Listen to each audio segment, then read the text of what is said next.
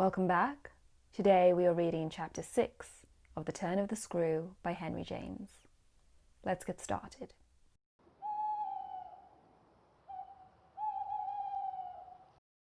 The Turn of the Screw, Chapter 6.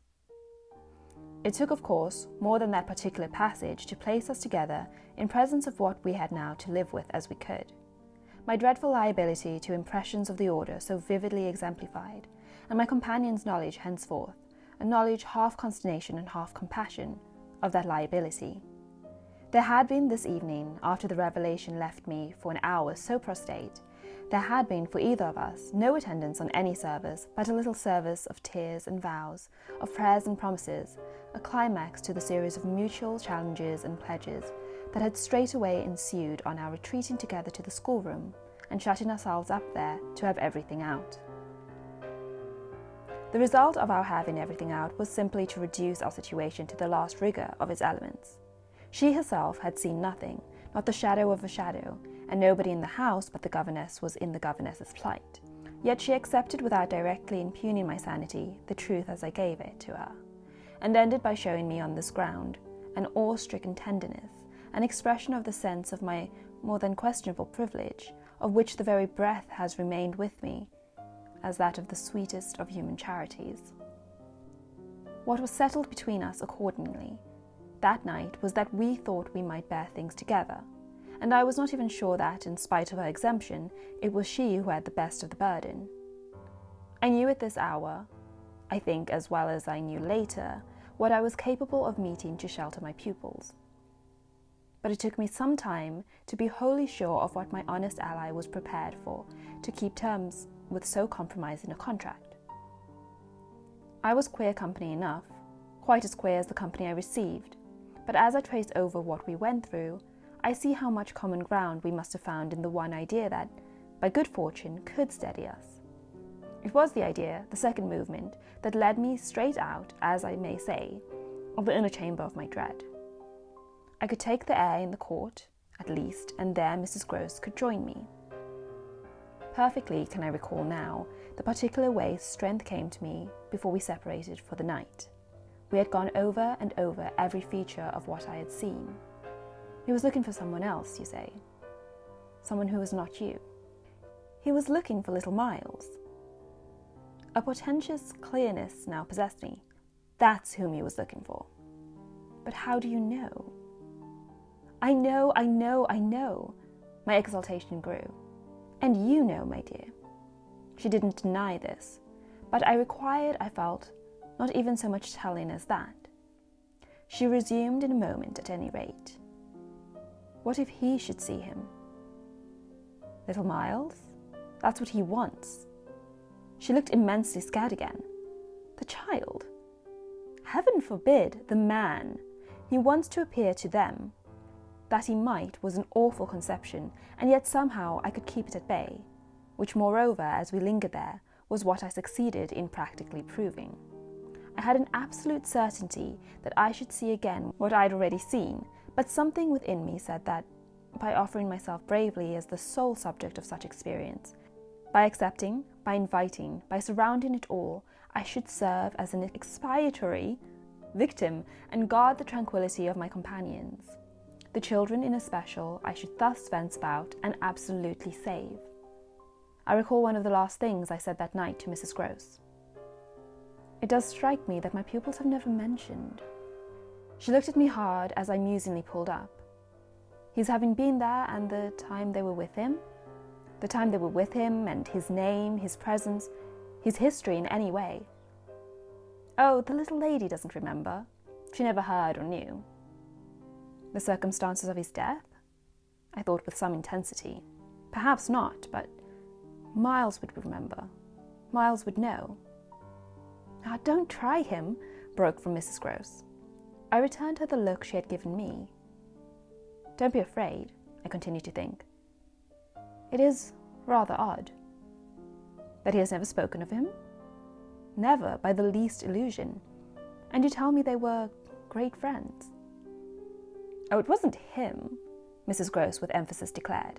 It was Quint's own fancy. To play with him, I mean, to spoil him. She paused a moment, then she added, Quint was much too free. This gave me, straight from my vision of his face, such a face, a sudden sickness of disgust. Too free with my boy. Too free with everyone. I forbore, for the moment, to analyse this description further than by the reflection that a part of it applied to several of the members of the household, of the half-dozen maids and men who were still of our small colony. But there was everything for apprehension in the lucky fact that no discomfortable legend, no perturbation of scullions, had ever, within anyone's memory, attached to the kind old place. It had neither bad name nor ill fame, and Mrs. Grose most apparently only desired to cling to me and to quake in silence. I even put her, the very last thing of all, to the test. It was when, at midnight, she had her hand on the schoolroom door to take leave. I have it from you, then, for it's of great importance, that he was definitely and admittedly bad. Oh, not admittedly. I knew it, but the master didn't. And you never told him? Well, he didn't like tale-bearing. He hated complaints. He was terribly short with anything of that kind, and if people were all right to him, he wouldn't be so bothered with more. This squared well enough with my impressions of him. He was not a trouble-loving gentleman, nor so very particular perhaps about some of the company he kept. All the same, I pressed my interlocutress. What a word. I promise you I would have told. She felt my discrimination. I dare say I was wrong, but really I was afraid. Afraid of what? Of things that man could do. Quint was so clever, he was so deep. I took this in still more than probably I showed. You weren't afraid of anything else? Not of his effect? His effect? She repeated with a face of anguish and waiting while I faltered. On innocent little precious lives. They were in your charge. No, they were not in mine, she roundly and distressfully returned. The master believed in him and placed him here because he was supposed not to be well, and the country air so good for him. So he had everything to say. Yes, she let me have it, even about them. Them, that creature? I had a smothered kind of howl. And you could bear it? No, I couldn't, and I can't now. And the poor woman burst into tears. A rigid control from the next day was, as I have said, to follow them. Yet how often and how passionately for a week we came back together to the subject. Much as we had discussed it that Sunday night, I was in the immediate later hours in especial, for it may be imagined whether I slept, still haunted with the shadow of something she had not told me. I myself had kept nothing back. But there was a word Mrs. Grose had kept back. I was sure, moreover by morning, that this was not from a failure of frankness, but because on every side there were fears. It seems to me indeed, in retrospect, that by the time the morrow's sun was high, I had restlessly read into the fact before us almost all the meaning they were to receive from subsequent and more cruel occurrences. What they gave me above all was just the sinister figure of the living man. The dead one would keep a while. And of the months he had continuously passed at Bly, which added up made a formidable stretch. The limit of his evil time had arrived only when, on the dawn of a winter's morning, Peter Quint was found by a labourer's going to early work, stone dead on the road, from the village. A catastrophe explained, superficially at least, by a visible wound to his head. Such a wound as might have been produced, and as on the final evidence had been, by a fatal slip in the dark and after leaving the public house, on the steepish icy slope, a wrong path altogether, at the bottom of which he lay. The icy slope, the turn mistaken at night and in liquor, accounted for much, practically in the end, and after the inquest and boundless chatter, for everything. But there had been matters in his life, strange passages and perils, secret disorders, vices more than suspected, that would have accounted for a good deal more. I scarce know how to put my story into words that shall be a credible picture of my state of mind. But I was in these days literally able to find a joy in the extraordinary flight of heroism the occasion demanded of me.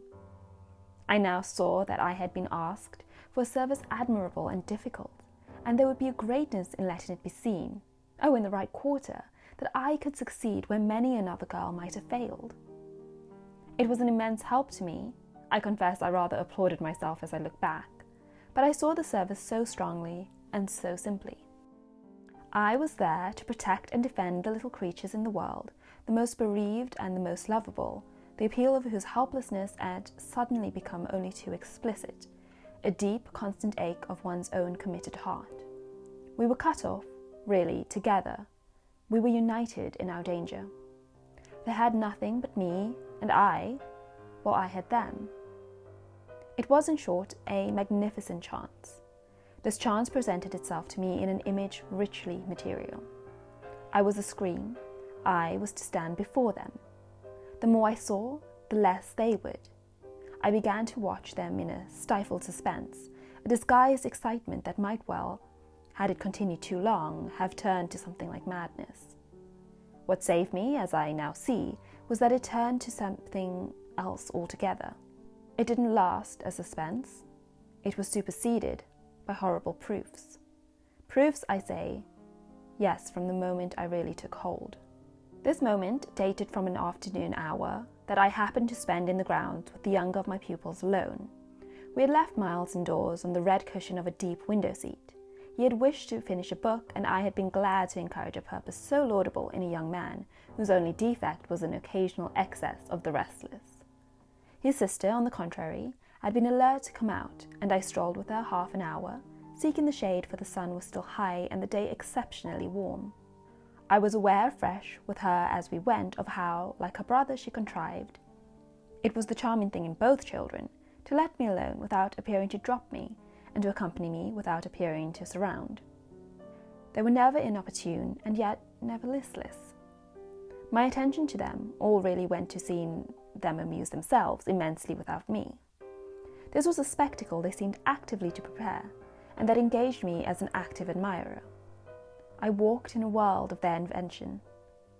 They had no occasion whatever to draw upon mine, so that my time was taken only with being, for them, some remarkable person or thing that the game of the moment required, and that was merely, thanks to my superior, my exalted stamp, a happy and highly distinguished Senecio. I forget what I was on the present occasion. I only remember that I was something very important and very quiet, and that Flora was playing very hard. We were on the edge of the lake, and as we had lately begun geography, the lake was the Sea of Azov. Suddenly, in these circumstances, I became aware that on the other side of the Sea of Azov, we had an interested spectator. The way this knowledge gathered in me was the strangest thing in the world. The strangest, that is, except the very much stranger in which it quickly merged itself. I had sat down with a piece of work, for I was something or other that could sit, on the old stone bench which overlooked the pond, and in this position I began to take in with certitude, and yet without direct vision, the presence, at a distance, of a third person. The old trees, the thick shrubbery, made a great and pleasant shade, but it was all suffused with the brightness of the hot, still hour. There was no ambiguity in anything, none whatever, at least in the conviction I, from one moment to another, found myself forming as to what I should see straight before me, and across the lake as a consequence of raising my eyes. They were attached at this juncture to the stitching in which I was engaged, and I can feel once more the spasm of my effort not to move them till I should so have steadied myself as to be able to make up my mind what to do. There was an alien object in view, a figure whose right of presence I instantly, passionately questioned. I recollect counting over perfectly the possibilities, reminding myself that nothing was more natural, for instance, than the appearance of one of the men about the place, or even of a messenger, a postman, or a tradesman's boy from the village. That reminder had as little effect on my practical certitude as I was conscious, still even without looking, of its having upon the character and attitude of our visitor. Nothing was more natural than that these things should be the other things that they absolutely were not. Of the positive identity of the apparition, I would assure myself as soon as the small clock of my courage should have ticked out at the right second. Meanwhile, with an effort that was already sharp enough, I transferred my eyes straight to little Flora, who at that moment was about 10 yards away.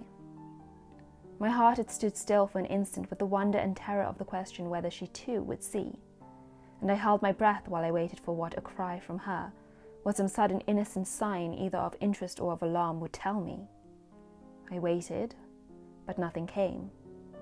Then, in the first place, And there is something more dire in this, I feel, than in anything I have to relate.